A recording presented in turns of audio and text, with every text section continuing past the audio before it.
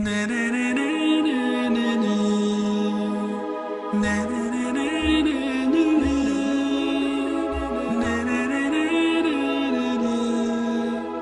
was watching Shrek the other day, about 3-4 days ago, and I spoke to my students about this as well. And I'll mention to you the part that I was watching. There's this king to be, he's with the ogre, and he says, I am going to become a king or something said along those lines, but I'm going to rule the world on rock and roll, baby. Then he did this.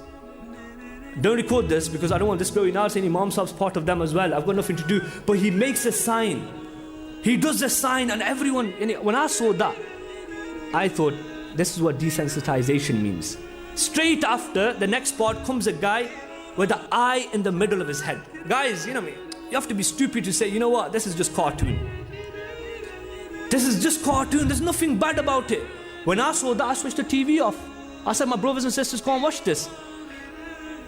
Few days before that, I was walking down the street. I saw Despicable Me. That was Minions, right? These small yellow things. They've got one eye in the middle of the head. And I thought to myself, Subhanallah, signs are evident. These things are becoming apparent in our times. Ya Allah, make it easy for us. Ya Allah, make it easy for our youngsters, because we are laughing. We are laughing. Go home and check what desensitization means. Go find out what they're doing to you. Monsters Inc. We're laughing at the monster with a small guy with one eye in the middle of his head. You got American Dad, the man who's produced that is an atheist. What they're doing, the Prophet ﷺ said, your children will watch this and they will become full of rage. They will become full of anger. And he said, this is a sign of the Day of Judgment.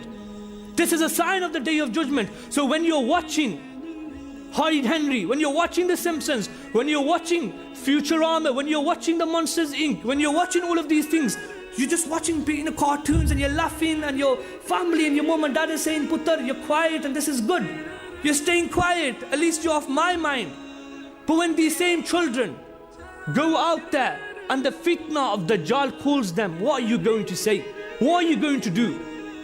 You can't do anything, because these things, the Prophet ﷺ said, they are going to be evident in a time. But they are evident in our times, and it's our duty to speak about them.